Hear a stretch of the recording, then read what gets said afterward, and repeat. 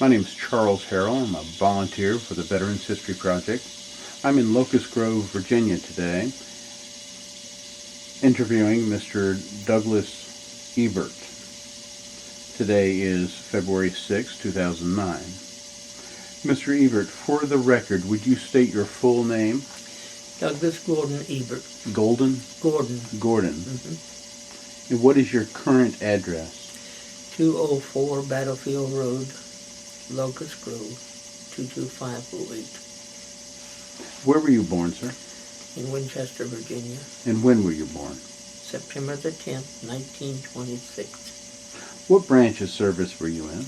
U.S. Army Infantry. And what company did you serve with? With the 63rd Regiment. 6th Infantry? 6th Army. 6th Infantry Division. Mm-hmm. Was that Company E? Was it what? Were you in Company E? E, yes. What was your highest rank? Corporal.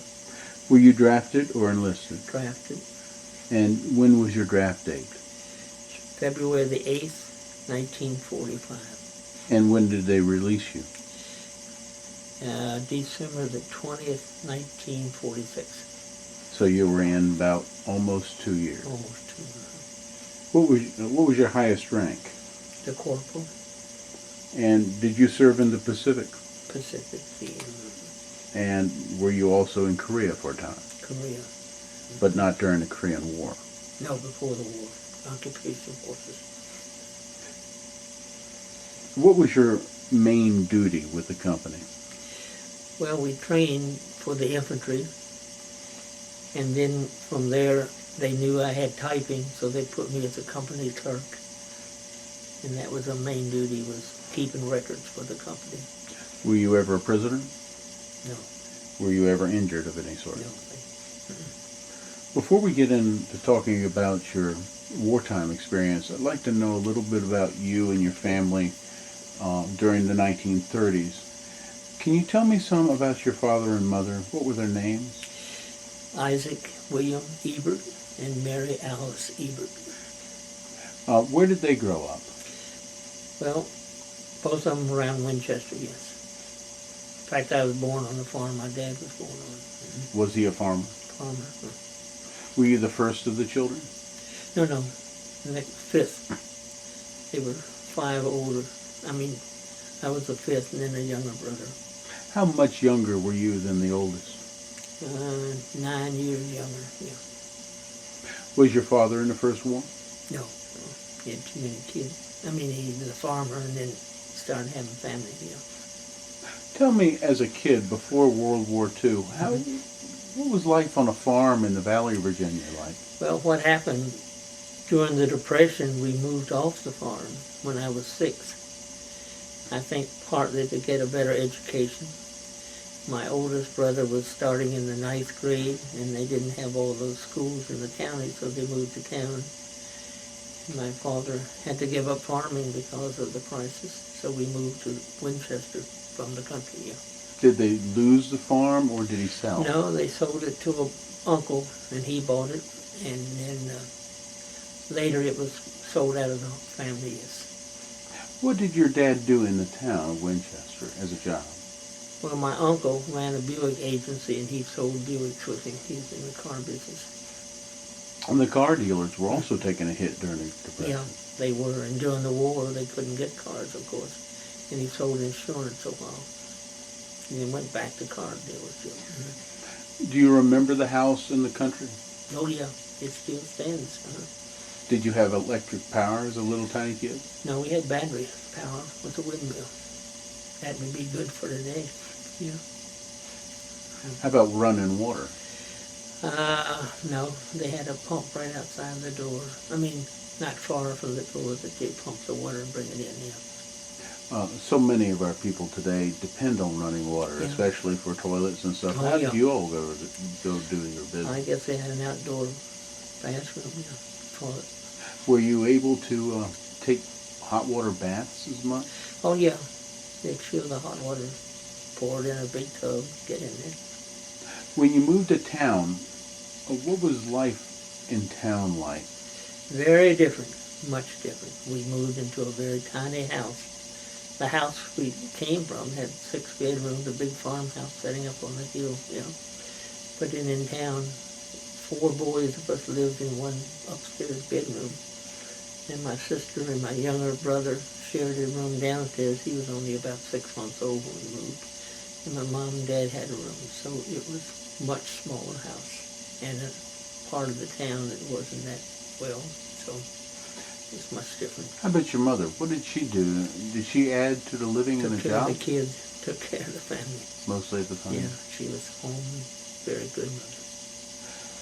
When you started school as a real little kid, the Depression was really getting bad. Yeah, that was in 32. I guess it was just about its peak then, I guess, 32. That's when I started to grade school. That's the same time Franklin Roosevelt is elected.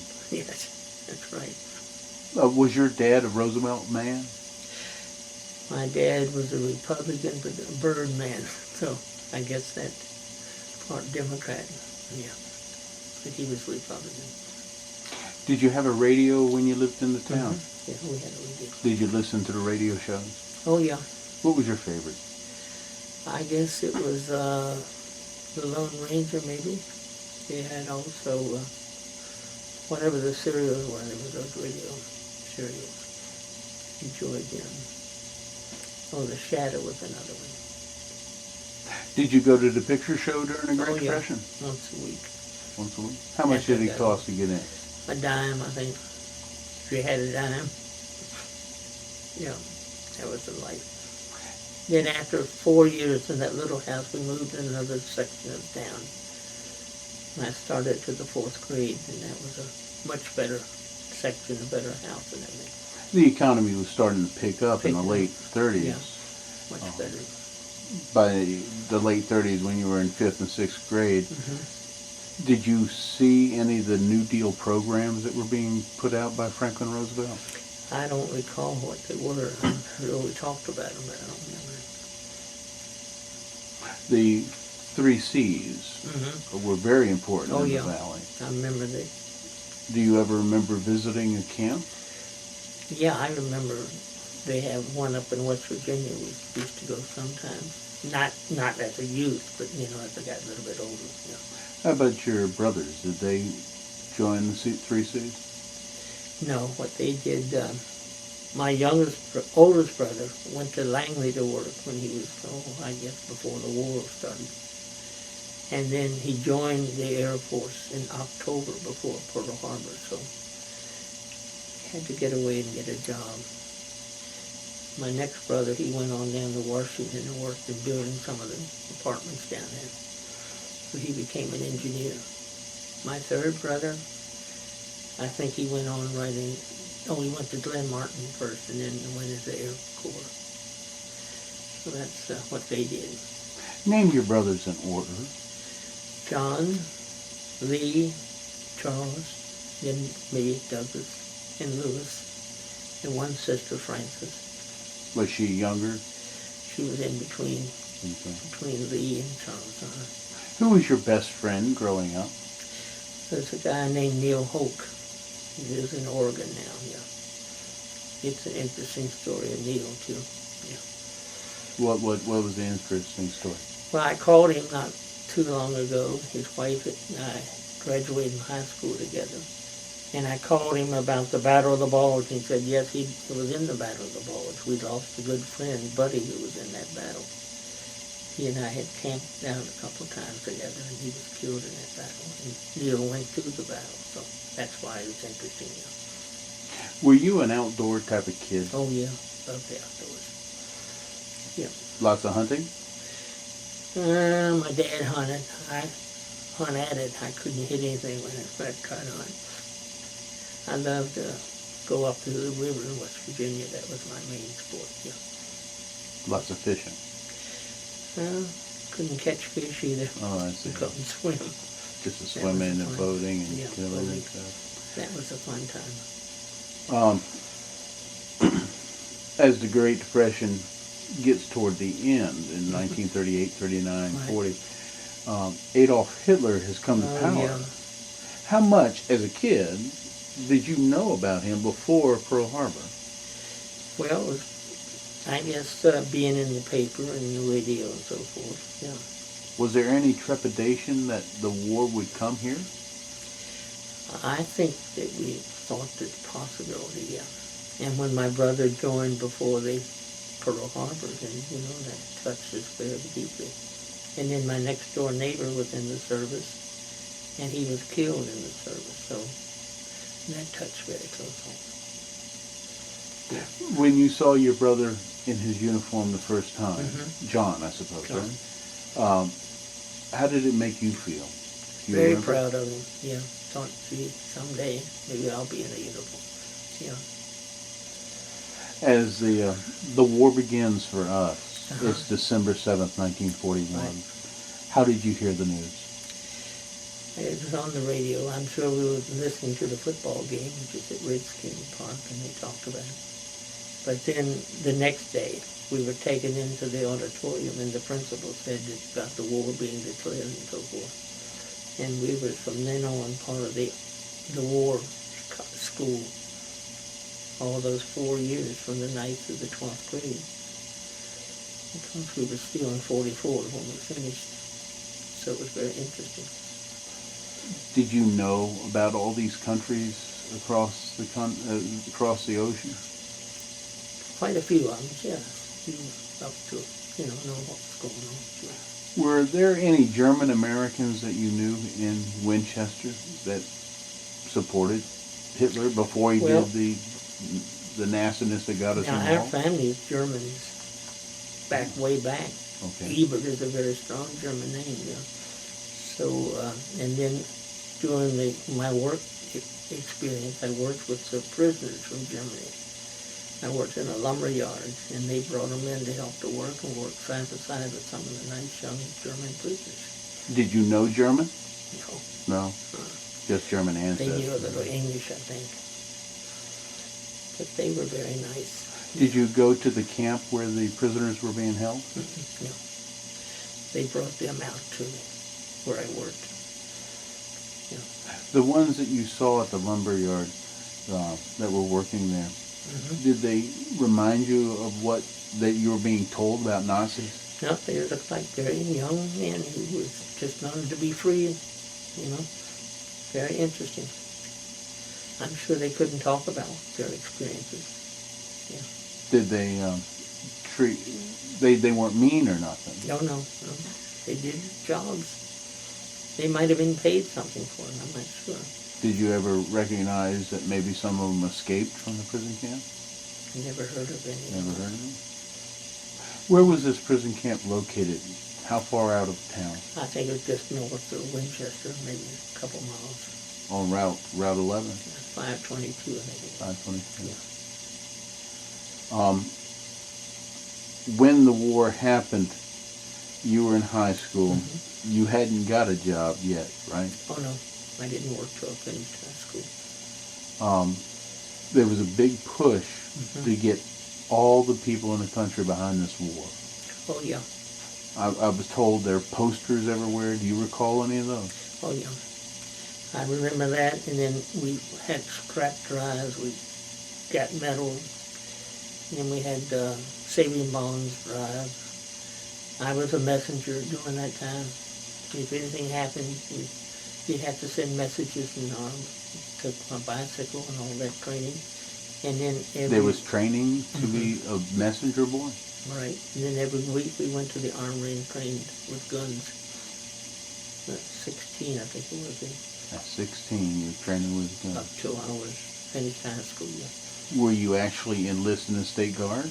No. It was something they just had in high school. Had you been involved with Boy Scouts before? So it was part of the high school business? High school. Yeah. I guess some of the teachers wanted some training for the young men. How about the girls? What did they do for the war effort in your eyes? They helped with the bond drive and with the scrap too, things like that. And rallies, they were some rallies, I guess. You mentioned scrap drive. Did you actually participate in those? Oh yeah, we went out. I think our class had the best drive. you'd go out and get things from the community and bring it in. They weigh it and see how much, and give you a prize if you got that much weight for your class. Yeah. You recall anything that you found that was kind of weird? No, I don't think so. No. I'm told they also collected fat for explosives. Do you recall any of that? No, No. we didn't do that. How about rationing of goods? Oh yeah, we had rationing, but we had several in the family, so we got more things that we could buy with, yeah. And my dad was a salesman, so he got some extra gas rationing coupons, yeah. Did you go on any type of vacations before or during the war? No, I don't think so. We did go to Florida one time because my aunt lived down there, and we went down to visit her one time.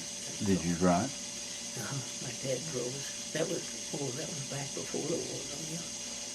I was about 12, 13 years. Did you ever take the train anywhere? In the Army, plenty of times. But not before? No. So you were a very localized Right. young man. Right. Didn't even go outside the state. West Virginia. That was only 9 miles away, so that wasn't far. Yeah. As the war begins, we're losing. We lost in the Pacific, the Philippines. Bad, yeah. We didn't even get into Europe until November of 42. Was there any scares of submarines off the coast that you recall? Not that I recall, no. Or Japanese airplanes that were flying over us? So we had people who were spotters that were supposed to be out spotting in case there were planes. That far inland? Well, we weren't but 70 miles from Washington, that was the thing. See? So you weren't more than an hour or half an hour from Washington and spot planes. Were you a spotter? No. But you were trained as a messenger. What they call messenger. Yeah. What type of training would they give you to be a messenger boy? I guess to learn to go and carry the message they had and have a band on your arm and ride your bicycle. That was about all. Did you have any special uniform? Just a band for your arm. Did you ever carry any messages? No. But you were ready to if you had Ready, it. in case. As a kid, did you scrape up money to buy bonds? Not much, because I didn't do any work and I didn't need much money, so I didn't earn much. I think I bought a few stamps they had you could buy, and that was about it. And when I got in the Army, I had money taken out for bonds, sent home. Yeah. On June 6, 1944, the invasion of Normandy occurred. You were just graduating high school. Finished the 16th of June, right? The offensive was going to be big. Oh boy, I know it. And you were 17, 18 years old. Right. And in 6 months, you could have been right there. You're right. Was your mother concerned that you were going to get drafted right out of high school? My mother was so concerned about the other three being overseas, she actually almost died of an ulcer. I came back from basic and she was in bed because she had a bleeding ulcer worrying over all this. So, but she was tough and rallied back, yeah. Do you recall any letters that your brothers wrote back to you while you were still here in the States? No, I don't think so. I don't think they had time. They might have written to the family. Yeah. Did you ever write to them when they were overseas? Oh yeah, I think I did. People went to the movies during the war, not only just to see the movies, but to Right. see the newsreels. Oh yeah, remember those? Were there any newsreels that came out that disturbed you as a young man? No, I think you got interested in the war and you thought it was an adventure in a way, you know.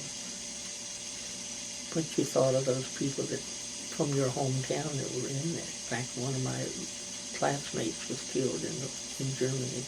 Who was he? Charlie Lanahan, he was killed. Really close to you? Well, he was just part of the class, but our class was together almost 10 years, you know, in a row in school. So that close, yeah.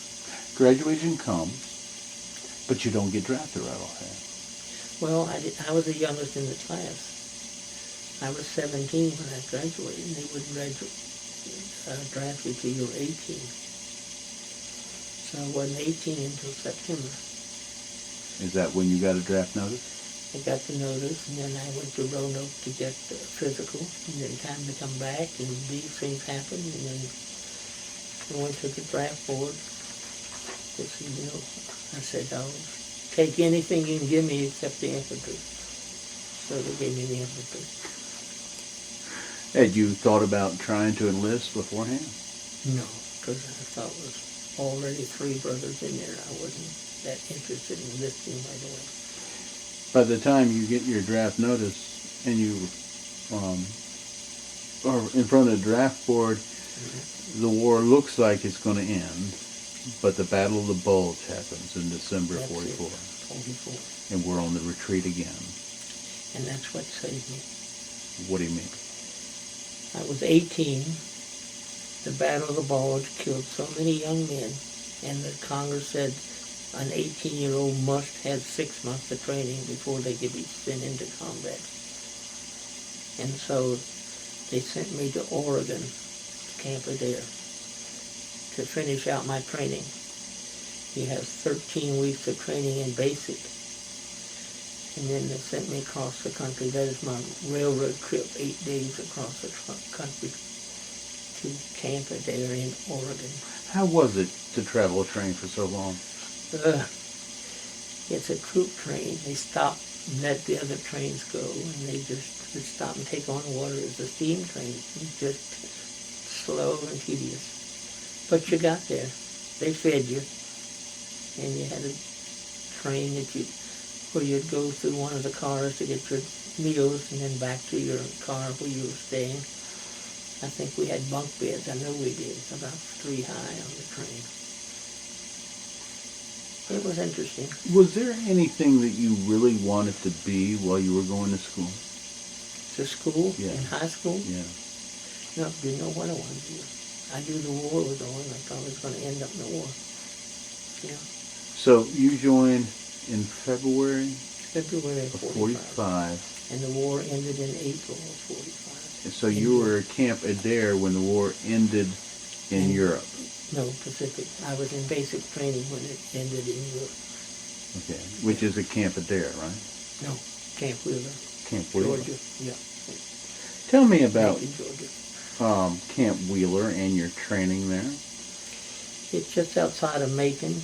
You go through 13 weeks of intense training. You learn how to shoot rifles, learn how to train the running, keeping in shape. You learn how to do the bazookas, machine guns, bazaar, everything, every weapon. The grenade throwing, all that goes with infantry training. Did you shoot all those things? Mm-hmm. And you shoot them, and let them shoot over your head to get used to the sounds and all. Which did you feel like you were able to use the best? I guess the rifle, just being one. I'd done some hunting and all. I'm familiar with the rifle. Did you get any award for best sharpshooter? No, I didn't get the top award, but I did. Yeah. Were you physically fit at the time? Oh yeah, I was little, but I was strong. Had you ever played any type of sport? Baseball was my sport. Yeah. And then I worked in that lumber yard that built me up. That was tough work. What type of money did you get working in that lumber yard before you went to the I think service? 50 cents an hour. 50 cents an hour. Yeah. What would 50 cents buy you, though? About what, $10 to buy you today, I guess. Yeah. I think I worked 44 hours a week, half a day on Saturday. And when you were in the lumber yard, what were you actually doing? What was your job? A little bit of everything. We lifted and stacked lumber, lifted the big ties, put them on the cars, and all we did everything. Sawed the ends off of a lot of the timber that they brought in. It was hard work, but it was wholesome work. When you went down to Camp Wheeler, was it in February 45? Right. It's not summer. No, not till about May when it gets hot. You stayed there 13 weeks, which is a few months in the winter, so it wasn't as hot as it could have been. No, but it got hot by the end of May. We finished up in June, yeah. How was the food? Not bad. Not like home cooking, but it wasn't bad. Did you become stronger? Oh yeah, I gained weight. I only weighed 140 pounds when I went in service. 5'6", and then I got bigger and taller. At Camp Wheeler, do you recall any one particular day that things went one way or another, good or bad? I know at the end we had to have a 25-mile forced march. That was to end the whole training we had. That was tough. How long did you have time to march? How many? I don't know, maybe 5 hours, 4 hours, whatever, but it was tough. 25 miles in 5 or 6 hours. Uh-huh. And I remember some of the guys were falling out, and I took a couple of somebody else's rifle and carried it in somebody else's bag and helped them because I wanted them to get through it because I was in good shape at that time. Did you know anybody else? You got to know the people there in the training camp, yeah. But nobody that you knew from Winchester? There was one of my classmates, but he was in a different outfit, but he went to camp at the same time, yeah. Then we went overseas, and then we split up in the Philippines. So that. You mentioned you went to Camp Adir after Camp Wheeler. The war's over in Europe by June of Yes. 45. Uh-huh. So you're thinking you're going to go and fight in Japan. We were going to invade Japan. That's what was going to happen. Us historians look back at that and say that if it had have happened, you would have died. That would have been it.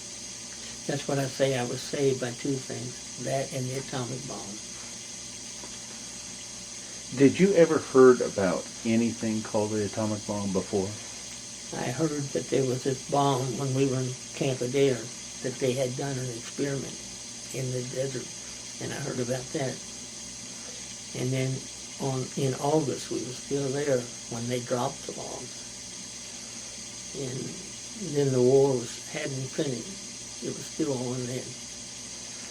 But if it hadn't dropped the bomb, then we were going to be rallying together to invade Japan. Many people criticize Truman Yeah. for dropping the bomb. What's your feeling? Well, it saved me, so I said I can't criticize him. I think he thought that was an expedient thing to do. But you look back on history, you'd probably judge it a different way. But For you, it saved you. and millions, they say 1 million men would have been killed in that invasion because the Japanese would have just not surrendered. Yeah. When you went to Camp Adir, were you assigned to a company there? No. We were just to train, and we didn't do any training. I think the government said, well, give them 6 months, they won't know what they're doing, but So what did you do if you didn't train? we went out and fought a forest fire for a couple of days. That's it. I heard the Japanese were using balloon bombs. Was these some of the balloon bombs? I don't think so. I think it was just the weather they did. Fighting forest fires is dangerous too. Yes, it was. Can you recall what you had to do? I think they just had something to beat the fire out with on. I wasn't but 18 then. See, I hadn't had my 19th birthday then. I was just a kid. And far away from home. Golly. 3,000 miles from home. And it wasn't over. I mean, you were No. still going overseas. Yeah. What ship did you get on to go to the Philippines? Gosh, I think it was the Trona. I'm not sure. The what? The Trona, I think they called it. Trona, you think? I forget the name, but Where did you leave out of? Camp Stillman in Richmond, California. Now, when I was there, I got a 3-day pass to go to San Francisco. And the war ended and all passes were canceled. So that was, I might have not made it to the ship. So I had to stay on at the camp. That was... Well, here you are. You're going to get on a troop transport Right. and go across the biggest ocean in the world. You're right. 21 days. Did you know you were heading to the Philippines? We knew we were heading west. We didn't know we were Did you go to Hawaii and stop? for 3 days and looked at it. Did you see any wreckage from the attack? No, they wouldn't let us off the ship. The Navy got off and enjoyed the ship. We sat there and looked at the Diamond Head. Did you get sick? I got sick on the ferry going to the ship, and I was sick for 21 days. That would kill somebody. When I was out on deck, I was all right, but otherwise. How was the food on ship? The Navy got the good food. We got food. How far, when you were on this ship going across the ocean, were you like down in the hold in the darkness or something? So they had lights, and they had bunks piled about 5 high, and we'd be down there. And when any chance I had, we'd be out on the deck. It would be cool, but you had to be careful that they couldn't smoke because there were still submarine threats in that time. Were you a smoker at the time? No, I never smoked. Quit at 14. I've told a lot of the sailors gambled and drank. Yeah, I think so. Did you gamble when you were young No. like that? No. I didn't have any money, $21 a month. You can't do much gambling. As you headed across the Pacific, did you stop anywhere else before you got to the Philippines that you remember? We refueled at the Marshall Islands and then went on to the Philippines. Manila, Philippines. You got off at Manila, and can you describe what you saw? Well, the town was really bombed. We got off with boats that took us from the ship on into the sewer. Landing craft? Mm-hmm. Okay. I know we went down those rope ladders like to get on the landing craft. Had our rifles, our bags, and then we got trucks. The train, they had trains that took us on south about 40 miles in the Philippines. And did they assign you to a camp? Well, they assigned us to a tent city, like we lived in tents for 3 weeks then, waiting for our ship to come in. Had you been assigned to any duty yet? No. We didn't know where we were going, and then somebody got the rumor, oh, you're going to Korea. We said, where in the world is Korea? Nobody knew where that was. So we got a map and found out where it was on the map. I was told that some of the Japs would not surrender even after the bomb had been dropped and the surrender ceremony had taken place. Right. They were fighting up in the mountains. Did you have any worry of that? No, not in the Philippines, but they might have been. We weren't that much in the mountains. But when we went to Korea, we saw the Japanese leaving to go to Japan when we were coming in. Yeah. So you only stayed in Manila in the Philippines for about 3 weeks? 3 weeks. And then after that, you got on board another ship and you headed toward Korea. Where did you land? Do you remember? Now, on that was quite an experience because we went through the worst typhoon in the Pacific ever had. That's called Halsey's Typhoon, October 1945. Winds up to 165 miles an hour. Tell me about that day. Oh, I wasn't frightened, but it really was turning up. I thought, what a powerful storm this was. Were you on a victory ship of some sort? It wasn't a very big one. They had men on it. Yeah. And I didn't get seasick on that one. So. Was the bow of the boat actually coming out of the water? I shouldn't have done it, but I was going on gate P because they assigned me to that early in the morning. And I got up and worked my way out to the front of the ship and stood there hanging onto the rail and watching the waves were coming over like mad. And after I found out how powerful it was, I thought that was stupid when I made it back. But I had to be up early to help with KP. That's why I didn't get sick. When you eat, you don't get sick. If you don't eat, you get sick. How long did this typhoon last? Well, it took us 10 days to get from Philippines to Korea, so I guess we hit it around the Yellow Sea up there near Taiwan, and then probably 2 days. Where did you land in Korea? Inchon. Inchon? Yeah. And was it there you were assigned to a company? Yeah, I think that's when we got into with the 63rd Infantry. How far out of Inchon did you go to your camp? You mean after I got on the land? Yeah. Well, we drove with trucks all about 20 or 30 miles to an old silk mill factory where they put us up first. We went to different places in the Army and set up headquarters of ours. Is that when you were assigned company clerk? No, I think we went to a girls' school and then they made me country clerk. Before that time, what was your duty? I guess we just went in to guard if they had to do anything with the prisoners that were taken out of Japan and set up camps different places. Did you actually stand guard? I did after I became country clerk. They had different nights we had to go out and stand guard. Did you have any problems with the Japanese prisoners? No, we didn't get near. I just saw them being loaded. We didn't have any trouble. How about the Korean civilians? They were we didn't have that much to do with them. We did a couple times walk downtown and try to talk to them, but we didn't know their language, of course.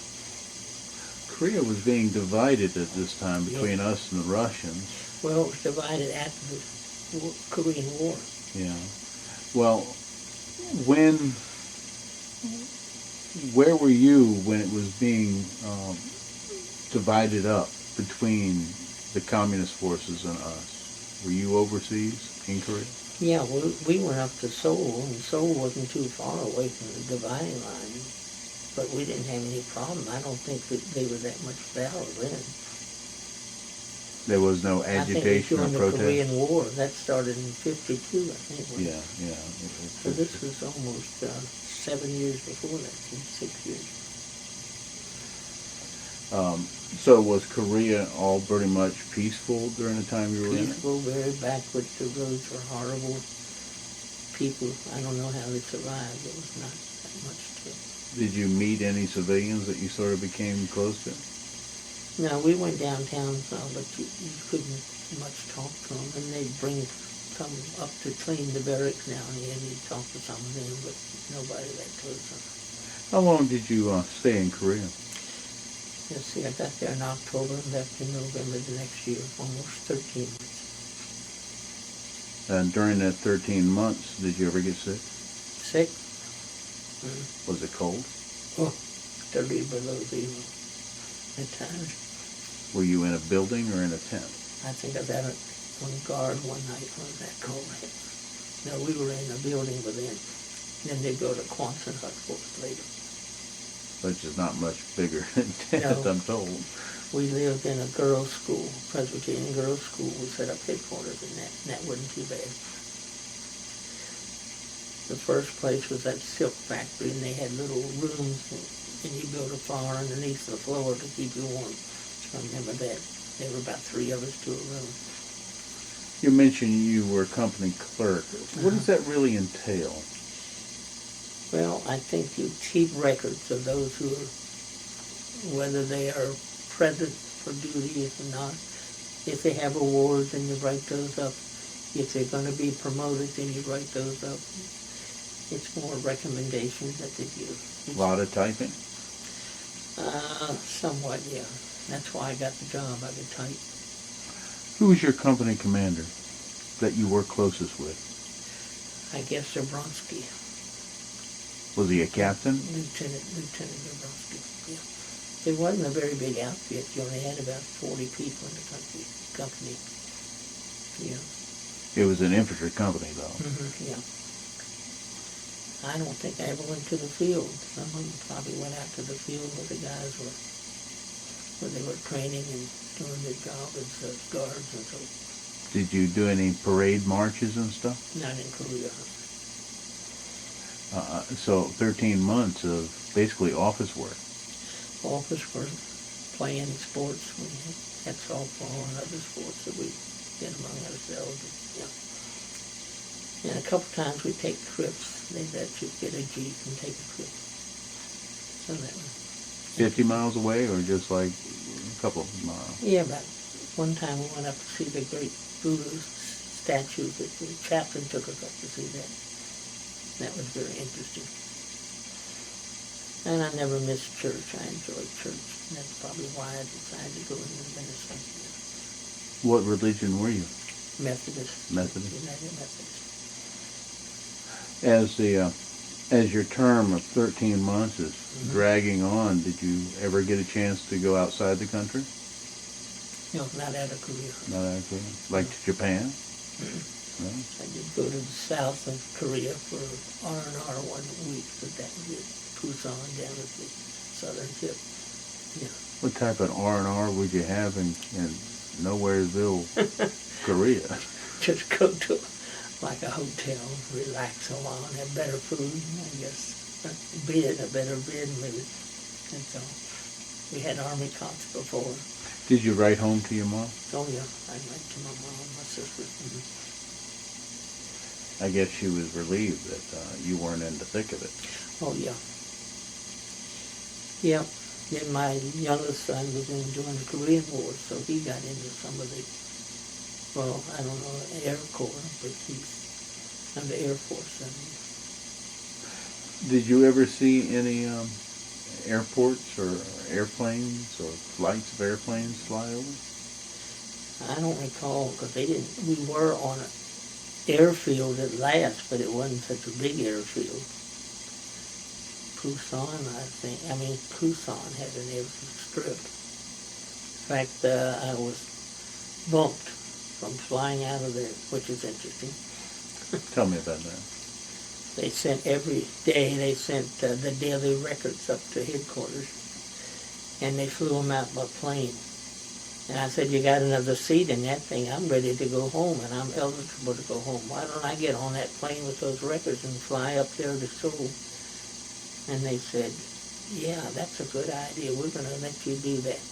Get your stuff together. When I got it all together, they said, oh, we got a Red Cross worker that's got to go first. So she bumped me. Can you believe that? Did you see any USO shows while you were in the military? I don't recall. They had outdoor movies, but no USO. No Bob Hope or anything like that? No Bob Hope. But he's great. He did a great job for others. When you left Korea, were you being discharged? I had to come back to Fort Lewis, Washington, and that was 10 days across the Pacific. A beautiful trip that was, because I was coming home. We landed in Seattle, Washington. The band was playing when we landed. Oh, it was a great deal. And they took us up to Fort Lewis for the night. Cold. Oh, it was cold. And then we got on the train again and came east. Took us, I think, 6 days that time to get us to Fort Bragg, North Carolina. Is that where you were discharged? Discharged in Fort Bragg, yeah. Did you have any money saved up? I sent a little bit home on the bonds, or they took it out of my pay, yeah. And that bought me a car when I before I got married, yeah. Had you had a sweetheart back home? No, I had a Dear John letter. Oh. I told somebody I was seasick, homesick, and lovesick. How sick can you be? Because I got the Dear John letter. Was it, you got the Dear John letter while you were in the military? Or it was one overseas, yeah. Overseas? It wasn't real. I wasn't that close to the girl. You came home. Mm-hmm. You hadn't seen your mother for almost 2 years. Right. Did they throw a party? Did they throw a party? I don't think so. I got home around Christmas. I guess they're going to have a Christmas party with the battle. Yeah. But you remember distinctly the band at Fort in Washington when you landed off the ship there, though, right? Oh yeah, yeah. It was a big deal. Big deal to me. You didn't lean down and kiss the ground or nothing. No. No. I was happy to be home. What did you do with your life after the war? After you got out? I learned the other day that there was more unemployment in 45 than there has been any time in this country. So I couldn't find a job. I got out of the service. That was in just before Christmas in 46, yeah. So I couldn't find a work. And they had a government job where you get $50, 52 weeks, $20 a week. I don't know if you heard of it or not. So I went and got that. Every week you had to go down and tell them whether you were looking for a job or not and get your $20. So that went on until, I guess about 8 months. You lived at home all this time? My folks took me. And my brother had been to college and said, Doug, why don't you go to college? You got the GI Bill. Can't lose anything. I said, Charlie, I can't even hardly get through high school. How could I go to college? He said, well, I think you ought to try it. So he went to a little school in West Virginia, and I went up there 1 year, Potomac State. I know where that is. You know? And I made the dean's list, and I thought, Kaiser, I good. think, right? So I thought, well, maybe I can do college. And then I transferred to University of Virginia, graduated from there. Well, what was your degree? Religion. When I was at Potomac State, I was going to be an engineer. So I said, well, if you're going to be an engineer, you got to get up before people and tell you about your ideas and so forth. You better take up public speaking because you can't speak before people do. And I went to take this course in public speaking. And I had a great teacher, and she was impressed or something, gave me an A+. And I thought, oh, goodness sakes, maybe I can get up before people. That's what started me, yeah. So I transferred to Virginia as an engineer, and then the Lord called me, and I transferred to the college to study major in religion. In 1951, I graduated with a degree in religion. How did your service time affect your future life? I think it made me think of the people overseas, and I saw a lot of little children who had so little, so many other problems. I just think it helped me to open up my mind and make me grow up more. Yeah. Became more mature, much more. I'd never been away from home in all that time. We could travel halfway around the world. Wow. Had you ever talked about your time in the service with anybody else before? Not much. A couple of my brothers now and then we talk about it. My youngest brother was in the Korea, and he went to Korea. He was in Japan and wanted to go close to the front, so he volunteered to go up into Korea. So we had some things we talked about. So your brothers saw a lot of action. Well, not with the Air Force, I mean, but they came and landed, I guess, where he was. You know. But my other brother, my next to me, was a gunner. And he had, I think, 35 missions over Germany. Yeah. He really saw the action. Did you join any veterans organization? I joined the American Legion after I got back, yeah. As you look back at your service during the war, or during the end of the war, do you have any regrets? No, I think it was worth the time I put in it. Travel I did. Got the GI Bill out of it. Yeah. Some people say that World War II was the last good war, the war for a real purpose. Do you agree? I think so. I think the Vietnam War was sort of a dead-end war, but those men did a good job. And now we're in, they're doing a great job, but it's tough, very tough. You didn't see the action that a lot of people did. No. After the war, did you notice any of your friends have problems dealing with their memories? No, after the war, I don't think so, because even though I was there for those, some that couldn't find jobs like I did, I met with them down there to get their paycheck every week. So I saw that. But a lot of them found jobs when they left and came back to them. And my job wasn't waiting for me when I came back. Yeah. I appreciate your interview today. Is there anything else you'd like to say? No, I don't know of anything else. You want to show that picture of my company? Yes, we'll look at that Oh. with our computer. But thank you again, and I hope that you'll take our invitation to come and talk at our school. When would that be, March? Yeah, I have an invitation here for you. Okay, Charlie. A lot of folks just like to hear this stuff directly from you. Yeah, I see a lot of people. My brother got me a hat said, a World War II veteran, and you don't realize the number of people just thank me, say, thank you for your service. And yet you weren't in the thick of the fighting. No, I said, well, I appreciate that.